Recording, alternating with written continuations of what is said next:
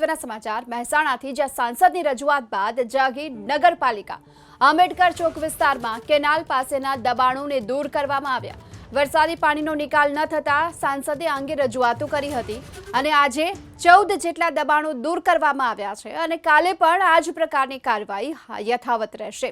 એવામાં અનેક સવાલો પણ ઉઠી રહ્યા છે કે શું નગરપાલિકા સાંસદની રજૂઆતની રાહ જોતી હતી એટલા માટે આ કામ નહોતા કરવામાં આવ્યા કે કેમ ચોમાસા પહેલા નગરપાલિકાએ આ કામગીરી ન કરી? ખબર એ પણ છે કે પાણીનો નિકાલ નથી થતો તો કેમ દબાણ દૂર ન કરવામાં આવ્યા?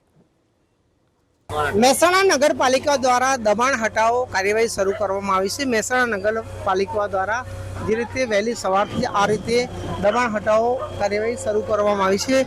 આ વિસ્તારમાં આવેલા 20થી વધારે દબાણો અત્યાર સુધીમાં હટાવવામાં આવે છે। આ દ્રશ્યો છે કે જે વરસાદી પાણીની કેનાલ ઉપર જે રીતે દબાણ કરવામાં આવ્યા, પાકા દબાણ કરવામાં આવ્યા હતા, તે તમામ દબાણ હાલમાં હટાવવામાં આવી રહ્યા છે। જે રીતે આ વિસ્તારમાંથી પાણી નિકાલ માટેની કેનાલ બનાવવામાં આવી હતી ને કેનાલ બનાવ્યા બાદ જે તેના ઉપર દબાણ થયું હતું, ત્યારબાદ નગરપાલિકા દ્વારા હવે આ દબાણ દૂર કરવામાં આવી રહ્યું છે। આ દ્રશ્યો છે નગરપાલિકાની કામગીરીના કે જે હાલ અહીંયા પહોંચ્યા છે। આંબેડકર વિસ્તાર છે ને આંબેડકર વિસ્તારની અંદર આ રીતે દબાણ દૂર કરવામાં આવી રહ્યું છે। મારી સાથે નગરપાલિકાના અધિકારીઓ છે જે દબાણ દૂર કરવા માટે અહીંયા પહોંચ્યા છે।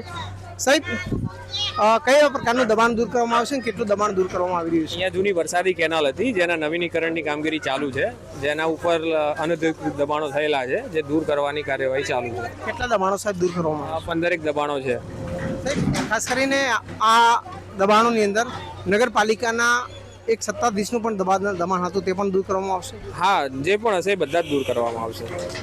તો જે રીતે વરસાદી પાણીના નિકાલ માટેની જે લાઈન હતી ને તેના ઉપર દબાણ કરવામાં આવ્યું, તેને દૂર કરવા માટેની હાલ તંત્ર કામે લાગુ છે। આ પ્રકારે નગરપાલિકાના અધિકારીઓને તેમની ટીમ પહોંચી છે ને જે દબાણો હતા તેને દૂર કરવામાં આવી રહ્યા છે। Haroon Nagori, ABP news, Mehsana.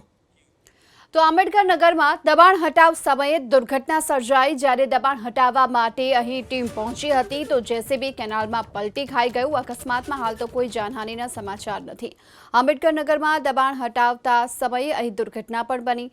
દબાણ હટાવવાની જે કામગીરી જેસીબીની મદદથી કરવામાં આવી રહી હતી, આ દરમિયાન અચાનક જ જેસીબી અહીં પલટી ખાઈ ગયું। જો કે સારી વાત એ રહી કે અકસ્માતમાં કોઈ જાનહાનિના સમાચાર નથી, પરંતુ આ જેસીબી પલટી જવાના કારણે થોડીવાર માટે અહીં અફરાતફરી જોવા મળી।